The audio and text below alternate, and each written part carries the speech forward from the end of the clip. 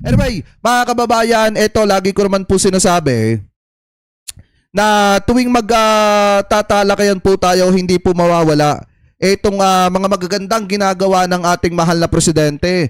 Dahil kung makikita nyo mga kababayan, dire-diretso pa rin po ang pagtatrabaho ni PBBM para po sa mga kababayang Pilipino po natin. Katulad na lamang po, ito pong mga kababayang Pilipino po nating bayani na OFW na kung saan lagi pong sinasabi ng presidente na dapat ito po yung isa sa pinakalaging nauuna na siniserbisyuhan ng ating gobyerno. Katulad po, sabi po dito sa Bagong Pilipinas, no OFW left behind. PBBM vows more opportunities para po sa mga balikbayan o sa mga kababayang OFW po natin. So sabi pa dito mga kababayan, para sa OFW, Marcos to OFW, sagot ng gobyerno ang inyong welfare at protection mga kababayan. So ibig sabihin hindi talaga po mapapag-iwanan ang mga kababayang OFW po natin. Dahil ganito po kamahal ni PBBM ang taong bayan. Alam niyo po ba mga kababayan, malimit sinasabi ng ating presidente na ang lagi po niyang ginagawa,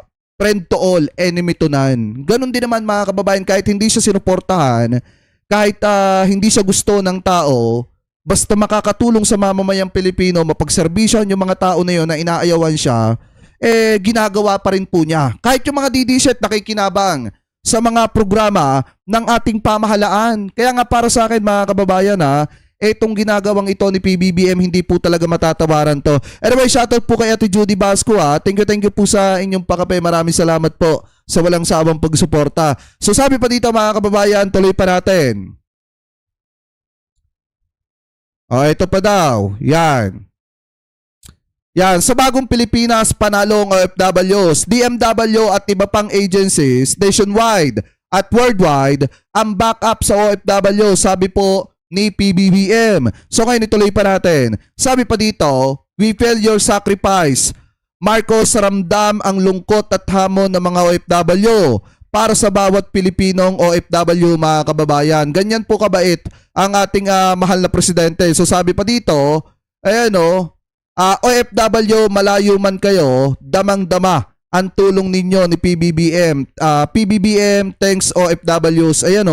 Mismo nga kinikilala ng ating mahal na presidente yung kabayanihang ginagawa po ng ating mga kababayang OFW. So ngayon, bukod pa po dyan, ang isa rin sa pinagtutuunan ng pansin ng ating mahal na presidente, yun pong pagtulong mga kababayan, dun po sa mga kababayang Pilipino po natin na apektado po talaga ng 7.8 magnitude na lindol mga kababayan, especially dyan po sa Sarangani. So ngayon sabi po dito, basahin po natin, Mindanao earthquake response, Marcos order sweep response after magnitude 7.8 Sarangani earthquake. Tiniyak ni Pangulong Marcos na gagawin ng pamahalaan ang lahat ng kinakailangang hakbang upang matulungan ang mga mamamayang naapektuhan ng magnitude 7.8 na lindol sa Sarangani. So ibig sabihin, talagang maaga pa lang nakapagpadala na po ng tulong ang ating pamahalaan at talagang tinitiyak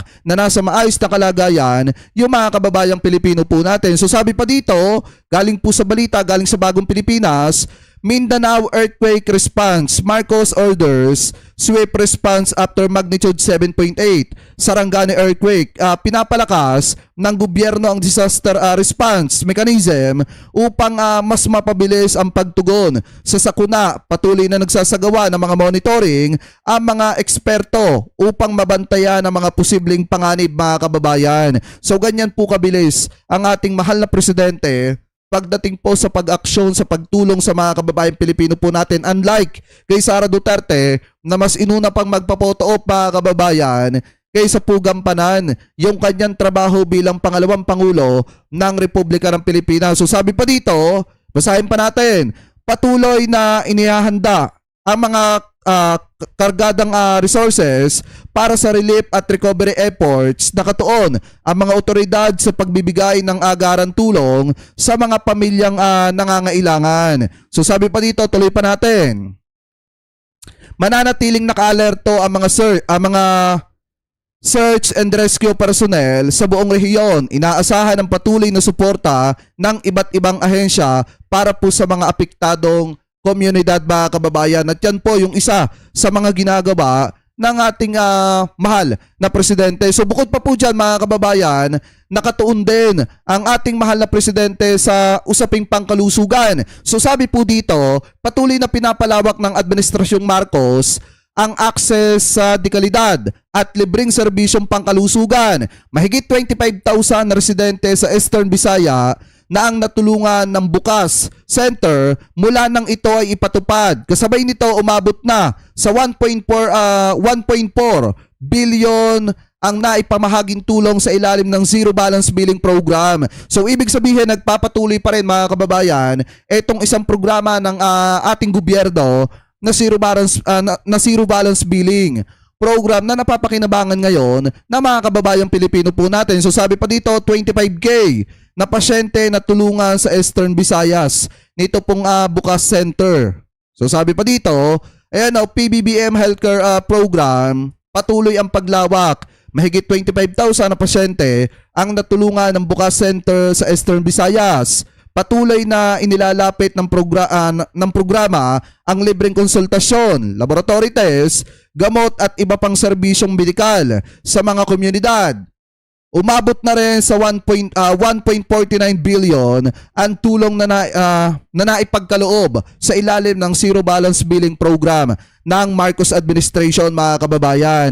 So kung makikita po ninyo, ganito po katindi at ganito po kabait ang ating mahal na presidente na talagang patuloy yung kanyang ginagawang pagtatrabaho at pagsusumika para matulungan ang mga kababayang Pilipino po natin, especially yung apektado mga kababayan ng sakuna. Ano po, lalo na yung mga kababayang Pilipino po natin dyan sa Mindanao at dyan po sa dito po mga kababayan, especially sa Eastern Visayas na talagang alam naman natin na hindi gaanong naaabot ng ating mga ospital. Ano po yung mga liblib na lugar dyan. So dahil po dito sa Bukas Program, mas natutulungan yung mga kababayang Pilipino po natin na nalalayuan sa kanilang mga ospital mga kababayan. So ito na, yung Zero Balance Billing, isa po yan sa mas napapakinabangan ngayon.